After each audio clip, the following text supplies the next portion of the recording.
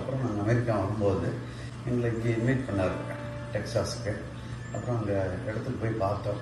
அந்த இடத்த பார்க்கும்போது ஆச்சரியமாக எனக்கு என்ன இருந்துச்சுன்னா, பொதுவாக வாஸ்துப்படி தான் அந்த இடங்கள் இருக்கணும். 2-3 வகையில் பார்க்கும்போது அந்த இடம் ரொம்ப சூட்டபுளாக இருந்துச்சு.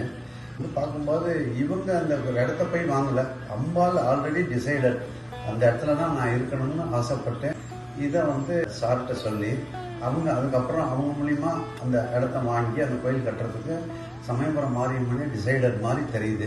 ஏன் காரணம் சொல்லுன்னா, கோயிலுடைய இடத்த பார்க்கும்போது அந்த கோயிலை எக்ஸாமின் பண்ணணும் அப்படின்னு சொல்லிட்டு நம்ம சாஸ்திரங்கள்ல இருக்கு. அது பேர் ஷான் சொல்லுவோம். அந்த பூமியை உழுது அதில் விதைக்கக்கூடிய செடிகள், வயல், அது ஃபர்டைல் லேண்டுமோ அந்த மாதிரி ஒரு அமைப்பு இருக்கா அப்படின்னு பார்க்கும்போது ஆல்ரெடி இதில் நிறைய விளைச்சல்கள்லாம் இருந்த பூமி அப்படின்னு சொல்லி சொன்னார்.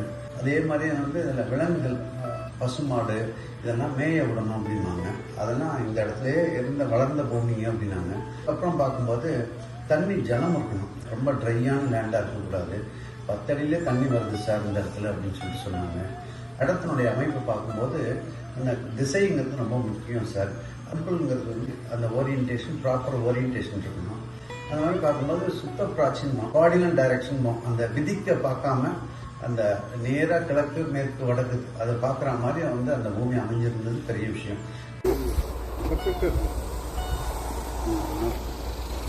இந்த டைரக்ஷன் கொஞ்சம் அப்படி இருக்கு. அவ்வளோதான்.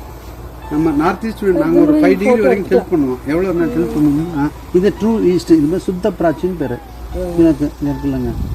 கொஞ்சம் நார்த் ஈஸ்ட் அப்படிங்கும்போது ஓரளவுக்கு நல்லாவே உங்களுக்கு ஈச பிராச்சின்னு பேர். ஈசானியத்தை பார்க்கும், ஈசான் நார்த் ஈஸ்ட் அவங்க பண்ணோம்னா க்ரோத். இந்த மாதிரி நிறைய விஷயங்களை அங்கே எக்ஸாமின் பண்ணோம். பார்க்கும்போது நான் காம்பஸ் வச்சு பார்த்தேன். அந்த பூமி அந்த அம்பாள் கோயில் கட்டுறதுக்கு உண்டான சூட்டபுளான இடம்ங்கிறது எங்களுக்கு தெரிஞ்சுது.